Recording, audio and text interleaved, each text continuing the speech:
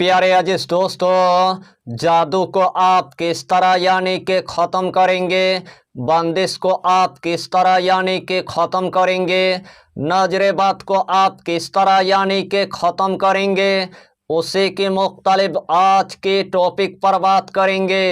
अल्लाह ने कुरान मजिद के अंदर इतना तासीर रखा है और इतना जलाल रखा है, जो मकसद लेकर इस अमल को आप करेंगे वही मकसद में अल्लाह आपको कामयाबी अता करेगा, वही मकसद में अल्लाह आपको कामरानी अता कर देगा।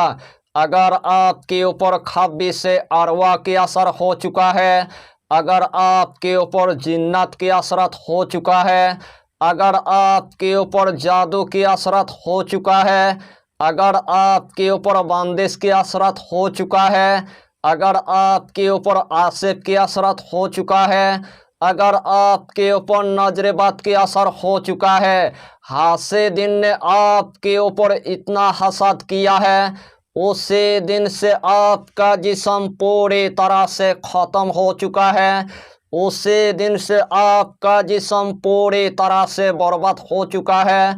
आपके जिस्म के अंदर जिस्मानी रूहानी बीमारी पूरी तरह से लग चुका है।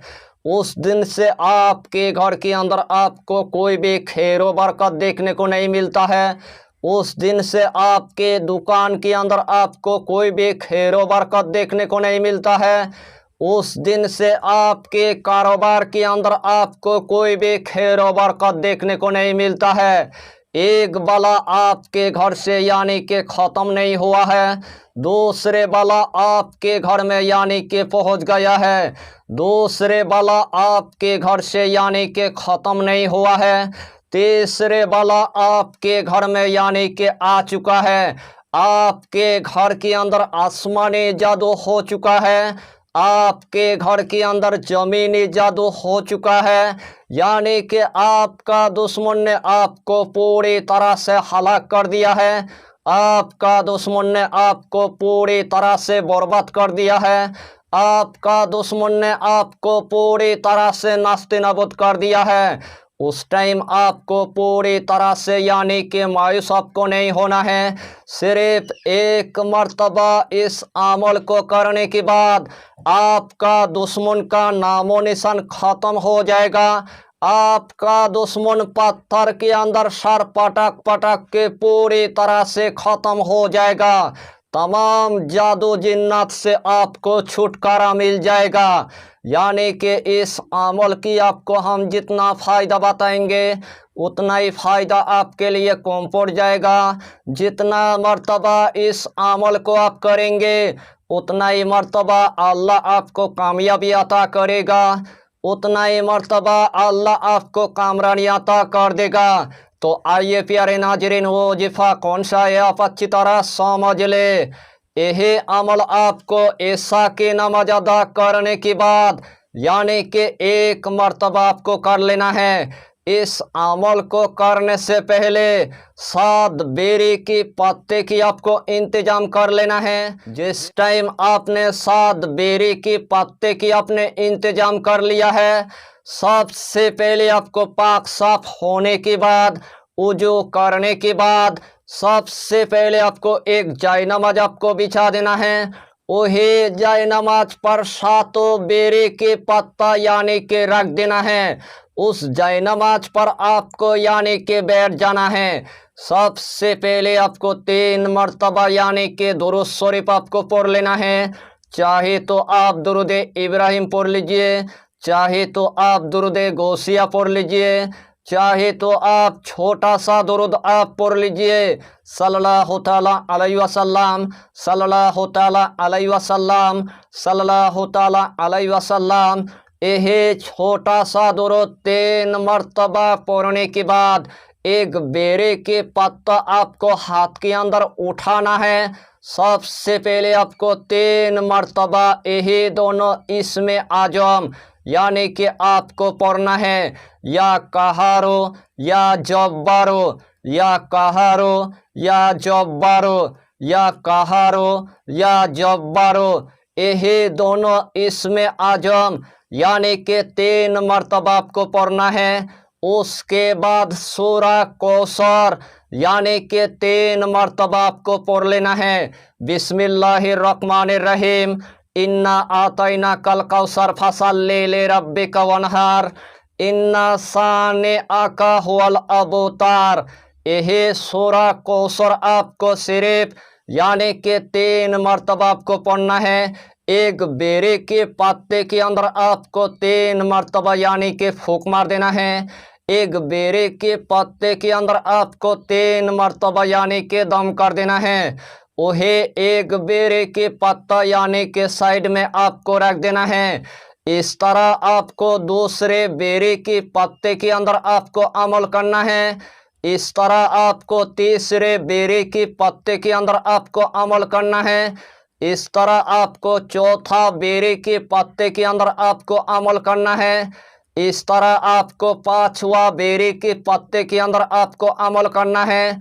इस तरह आपको 6वां बेरे के पत्ते के अंदर आपको अमल करना है।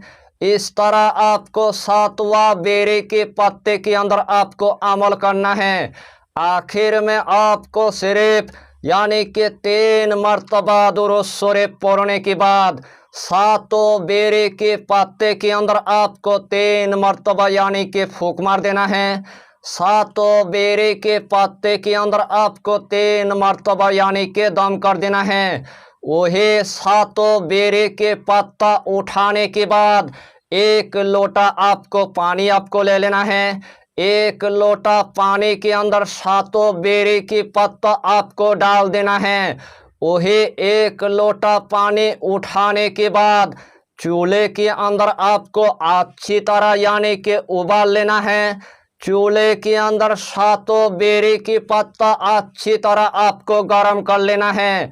वही 1 लोटा पानी लेकर यानी कि 1 बाल्टी पानी से आपको अच्छी तरह यानी कि गुस्ल कर लेना है। यानी कि आपको अच्छी तरह यानी कि नहा लेना है। जिस जगह के अंदर आपको यानी कि नहाना है वो जगह एकदम से यानी कि पाक साफ होना चाहिए। थोड़ा सा आपको लोटे के अंदर यानी कि पानी आपको बचा कर रखना है। वही पानी अपने घर के चारों कोनों के अंदर आपको छिड़कना है। वही पानी अपने दुकान के चारों कोनों के अंदर आपको छिड़कना है। वही पानी अपने कारोबार के चारों कोनों के अंदर आपको छिड़कना है। आपके घर में अगर खब्बी से अरवा की अगर मरीज होगा, आपके घर में अगर जादू की अगर मरीज होगा, आपके घर में अगर बंदिश की अगर मरीज होगा, आपके घर में अगर नजरबात की अगर मरीज होगा, थोड़ा सा 1 घूंट पानी आपके मरीज को पीने के लिए आपको दे देना है। अल्लाह के हुक्म से आपके मरीज को हमेशा के लिए शफा मिल जाएगा। आपके घर के बंदिश हमेशा के लिए काट हो जाएगा। आपके घर के जादू हमेशा के लिए काट हो जाएगा।